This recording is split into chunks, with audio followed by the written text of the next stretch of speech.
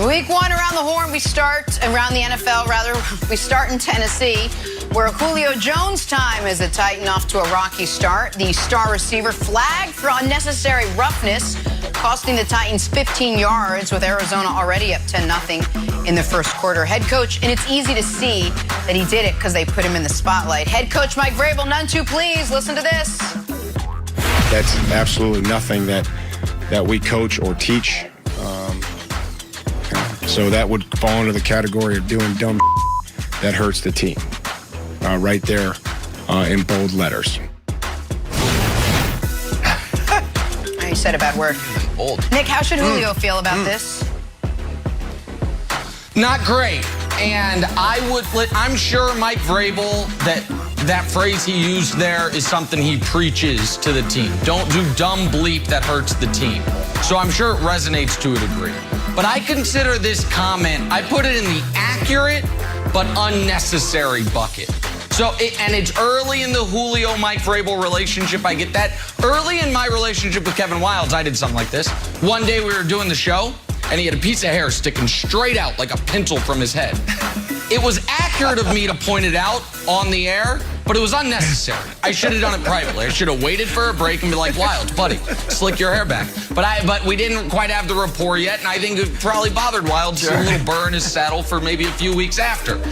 If I'm Julio, I'm not loving this. Like, hey, buddy, tell me about this privately.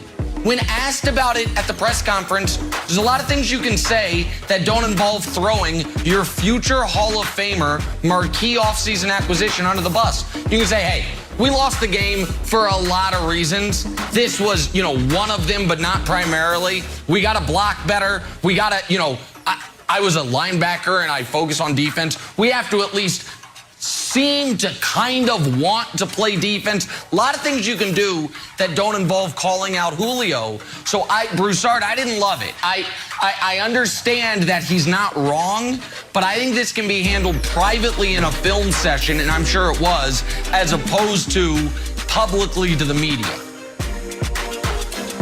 Nick, I do think that Vrabel should choose his words more carefully when you clearly didn't have your team prepared to play.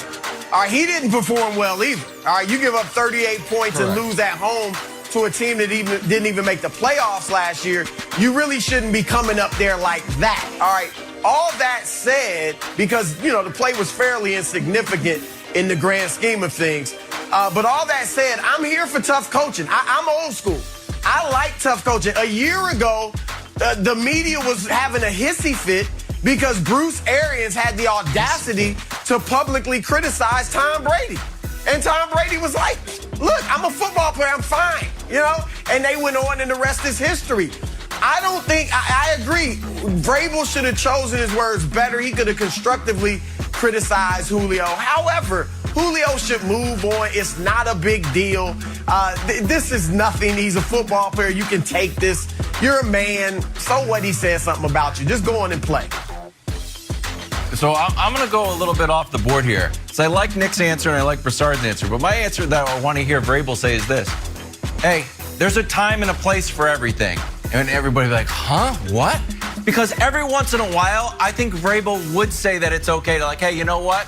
Give the cornerback a shot in the old face mask. Because remember, when the Titans were on a losing streak, what did he do? Hey, you know what? Yes. Let's break down on the Ravens logo. Totally inappropriate, but he did it on purpose to get the team fired up. So I think there could be a time where it's like, hey, Julio, you know what? Let one loose on the cornerback. Let him know you mean business. Yeah, I think, and by the way, Wildes, I know you're kind of, being a little tongue-in-cheek there, but there is an element this is the type of team, the type of mentality you've instilled in your team. We're fighters. We're going to go right up to the edge, and you'd like to see more of that on defense than in pregame and then by your star wide receiver. But if that's the case, then occasionally hand fighting's going to turn into a little, and that wasn't a punch. That was a slap. We got to, by the way, real quick, Jenna, broadcasters as well during games, we got to stop calling everything a punch. Everything is not a punch. That you can use your hand to hit someone in the face and it not be a punch. This isn't a punch. This is a mush face. This is a slap. It's not a punch. Julio didn't throw a punch. We all know what a punch is. It was a jab. Yeah, it was a jab. But just like in the Chiefs, they It threw was that a Browns mush player face. out. They're like, Was the fist oh, he closed, punched Nick? the Chiefs coach. He didn't punch Greg Lewis. He hit Greg Lewis. There's a difference. We got it. Language matters. That's not a punch. We got to be more careful. I think it was a jab. My word of the day. I think it was mush face. Mush face? Let's talk some Ezekiel Elliott. he mush faced face. Zeke struggled to More get anything disrespectful going than a Thursday against the Bucs.